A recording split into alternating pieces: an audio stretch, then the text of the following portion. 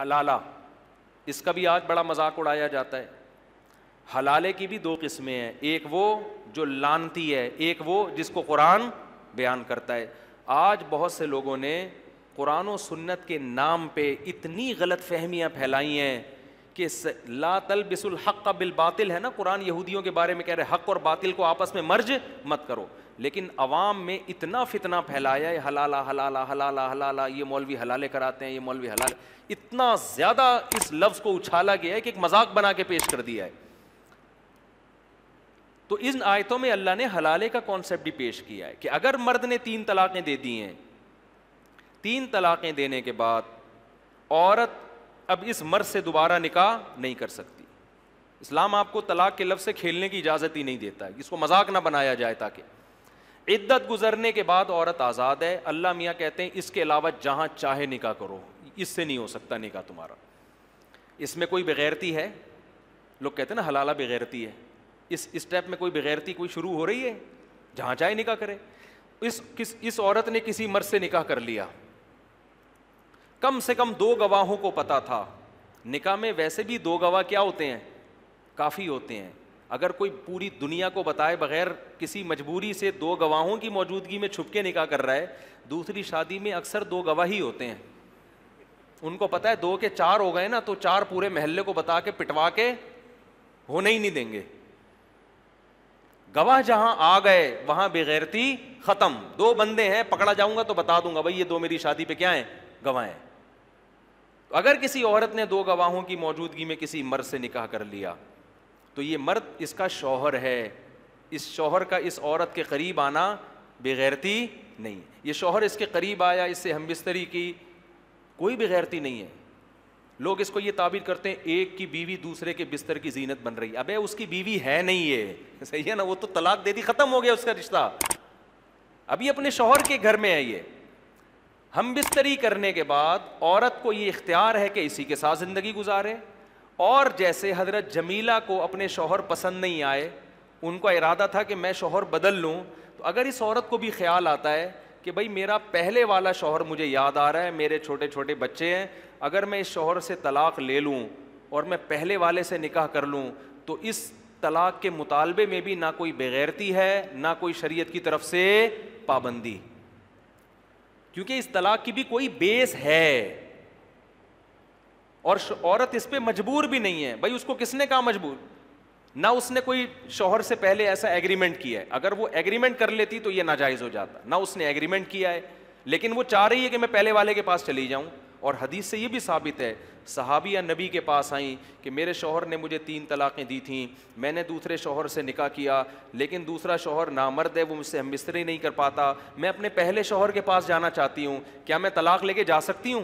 تو نبی نے تو یہ نہیں کہا، یہ تو تم بڑی بے شرمی کی معاذ اللہ بات کر رہی ہو، تم اس سے طلاق لے کے دوبارہ پہلے والے کے، یہ تو غیرت کے خلاف ہے. کوئی غیرت کے خلاف نہیں ہے. ان کو بھائی پہلا شوہر یاد آ رہا ہے، ان کو احساس ہو گیا غلطی میری تھی. تو اب یہاں اگر عورت اس دوسرے شوہر سے طلاق کا مطالبہ کرتی ہے، شوہر ہم نبی نے تو فرمایا نہیں جا سکتی کیونکہ میاں بیوی میں ریلیشن نہیں ہوا.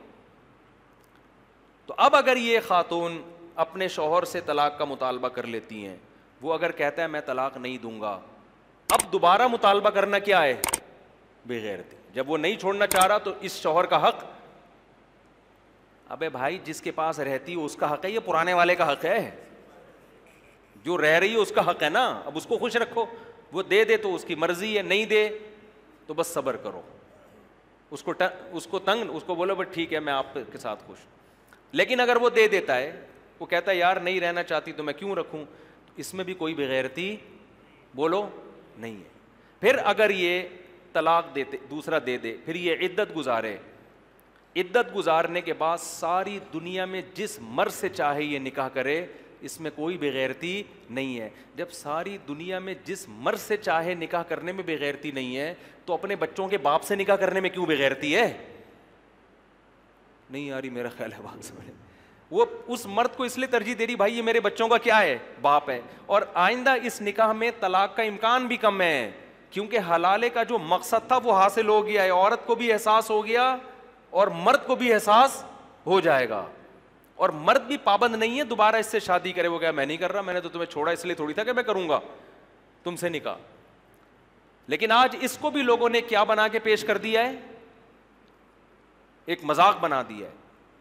یہ عورت پہ ظلم اس وقت ہوتا جب اسلام عورت کو مجبور کرتا کہ تم نے یہ سب کچھ کرنا ہے.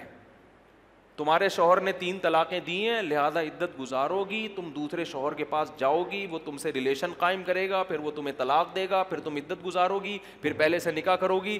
اسلام نے کسی اسٹیپ میں عورت کو کہیں بھی مجبور نہیں کیا. ایک پابندی لگائی ہے, پرانے والے کے پاس نہیں جا سکتی, بس جہاں چاہو شادی کرو, اسی کے ساتھ رہو. طلاق لینی ہے نہیں لینی تمہیں اختیار ہے, لے لیتی ہیں اس کے بعد دوبارہ پرانے سے کرو, نئے سے کرو, یا کسی سے بھی نہ کرو, یہ سب تمہیں اختیارات ہیں. تو مجبور کہاں کیا اسلام نے عورت کو اس میں. لیکن غیر مسلم بھی اس کو ایک تماشا بنا کے پیش کرتے ہیں. اور